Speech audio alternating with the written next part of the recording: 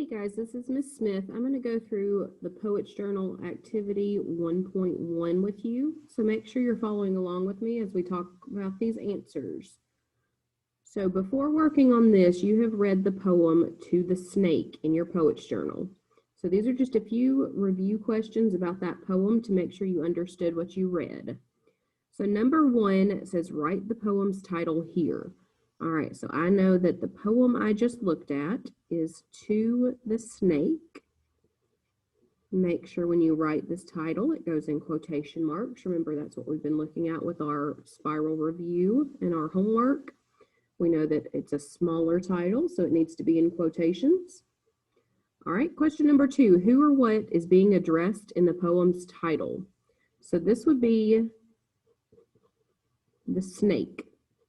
We know that this whole poem revolves around a snake. All right, number 3, how does the speaker describe the green snake in stanza 1? All right, so if I look back to stanza number 1, I see different things that would describe this snake, such as green.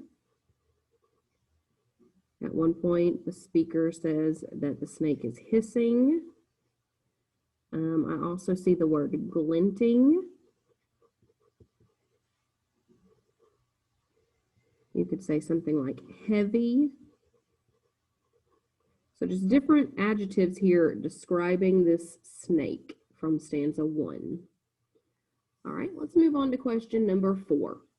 So it says, according to stanza 2, what did the speaker tell her companions she believes about the snake? All right, so if I look back to this poem, I'm looking at stanza 2. In this part of the poem, we know that the speaker is talking about how she feels about the snake. Specifically, she's talking about she's not sure if it's going to hurt her or if it's going to be a nice snake. She really isn't sure what's going to happen. So I'm going to say she isn't sure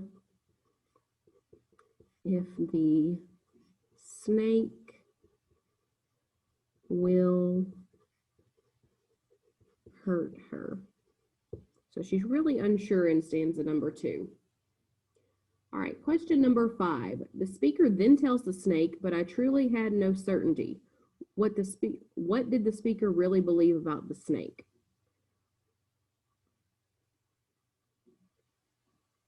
All right, guys, I seem to have made a mistake here. So this is actually the answer to number 5. And number 4 should have been, she thinks the snake is harmless. So I just wrote those backwards.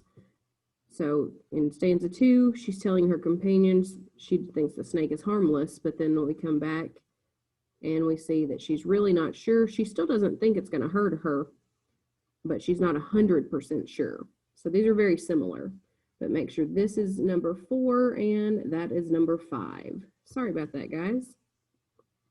All right, so let's look at number 6. So why did the speaker decide to hold the snake? So if I look back to that poem, I know that she's talking about the snake. She's describing it. She thinks it's going to be harmless. She really isn't sure if it's going to hurt her or not, but she still wants to interact with it. And there is one part that talks about joy. So we know that joy is talking about her being happy or having happiness. So I'm going to go ahead and write for this one that she thought that the snake would make her happy.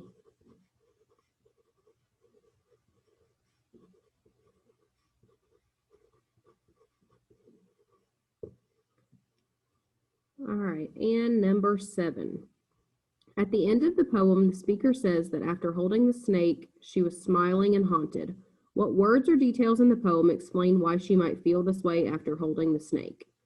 All right, so we know if you're smiling, it means you're happy. You've done something you enjoy, something made you smile. If you're haunted, you kind of have an eerie feeling. You're not too sure about it. You're kind of afraid in a way. So these are two very different emotions, but she's feeling both of them at the same time. So in order to answer this one, I need to look back to stanza number 2. And I'm going to take the part of stanza 2 that says, I had no certainty